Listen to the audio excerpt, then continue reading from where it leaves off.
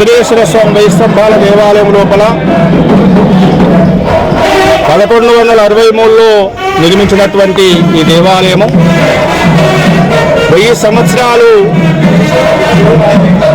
కాబడింది. ఇప్పుడు 1000 సంవత్సరాల క్రితము 1000 మంది వేద పండితుల ఆధ్వర్యం లోపల ఇక్కడ మహాగణపతిని, అదేవిధంగా రుద్రేశ్వర స్వామిని, నందీశ్వరం ప్రతిష్ఠించడం జరిగింది.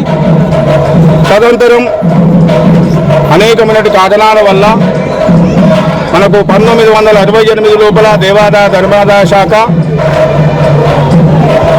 ఆర్టీఓ రిజిస్ట్రేషన్లో దేవుడు నామోదు కాబడి, అదేవిధంగా 155 సంవత్సరాల కిందట బ్రిటిష్ కాలం లోపలే కేంద్ర పురావస్తు శాఖ అధీనంలోకి వెళ్ళినటువంటి ఈ దేవాలయంలో మనము బాలగంగాధర తిలక్ పూణే లోపల వారు స్వాతంత్ర సమరయోధుడు, కోట్లాది మంది హిందువుల కొరకు స్వాతంత్ర ఉద్యమం నడుస్తున్న సందర్భం లోపల వారు బాలగంగాధర తిలక్ గారు ఒక పిలుపునిస్తూ హిందూ సమైక్యత కొరకు హిందువులు ఐక్యంగా ఉండాలి, సమైక్యంగా సమస్యల మీద పోరాడాలని చెప్పేసి ఆ రోజు బాలగంగాధర తిలక్ గారు ఏపీలపై ఇచ్చారు. అప్పటి నుండి కూడా ఈ యొక్క దేవాలయంలో మన జిల్లా లోపల ముఖ్యంగా రాజరాజ నరేంద్ర గ్రంథాలయంలో ఒకటి, పబ్లిక్ గార్డెన్లో ఒకటి, 1000 స్తంభాల గుళ్ళు మాత్రమే ప్రతిష్ఠించేవారు.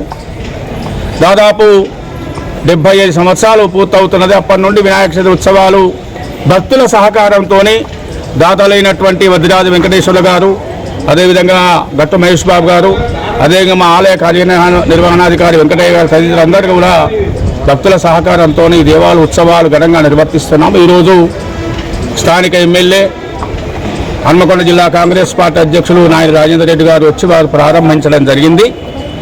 అదేవిధంగా ఈరోజు సాయంత్రం కూడా సాంస్కృతిక కార్యక్రమాలు ప్రారంభమవుతాయి. శవంతోపాఖ్యానం ముఖ్యంగా వినాయక చవితి రోజున సాయంకాల సమయంలో చంద్రుడు రాకముందుకే శమంతోపాఖ్యానం వినాలి కంపల్సరీ. కూడా చవితి చంద్రుని వల్ల దోషాలు ఉంటాయని చెప్పేసి మన పురాణం తెలుస్తుంది. దానికి అనుగుణంగా ఎవరైతే ఈ యొక్క పురాణాన్ని వింటారో వారికి అందరికీ కూడా గ్రహదోషం తొలగిపోతుంది, చంద్రగ్రహ దోషం తొలగిపోతుందని చెప్పి పురాణాలు తెలియజేస్తున్నాయి. దానికి అనుగుణంగా కూడా ఏర్పాటు చేయడం జరిగింది. అదేవిధంగా సాంస్కృతిక కార్యక్రమాలు ఈ రోజుతోనే ప్రారంభమవుతుంది. రేపటి నుండి ప్రముఖ ఆధ్యాత్మికవేత్త వేముల సత్యమూర్తి గారి ఆధ్వర్యంలో ఇచ్చే అన్నదాన కార్యక్రమములు, అదేవిధంగా గోపీనాథ్ దాత వారి ఆధ్వర్యం లోపల సాంస్కృతిక కార్యక్రమాలు కూడా ఏర్పాటు చేయడం జరిగింది. ప్రతినిత్యం కూడా పూజా కైంకర్యాలు వద్దిరాజు వెంకటేశ్వర గారు మనకు ఆర్థికంగా సహాయం చేయడం జరిగింది. కాబట్టి వినాయక చవితి ఉత్సవాలు ఘనంగా వాడవాడల డివిజన్ వారిగా కూడా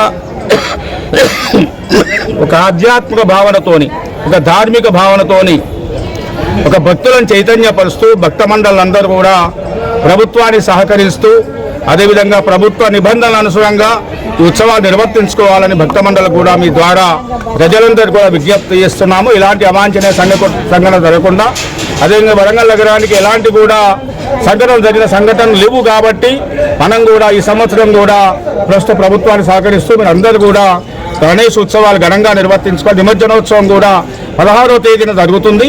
కాబట్టి హైదరాబాద్ పరిసర ప్రాంతాల్లో 17వ తేదీ ఉంది, ఇక్కడ 16వ తేదీకి నాడే మనం 9 రోజుల తర్వాత ఉత్సవాలు నిమజ్జనోత్సవం నిర్వర్తించుకుంటాము. కాబట్టి భక్తులందరూ కూడా సహకరించాలి ఉత్సవాలకు కూడా అని చెప్పి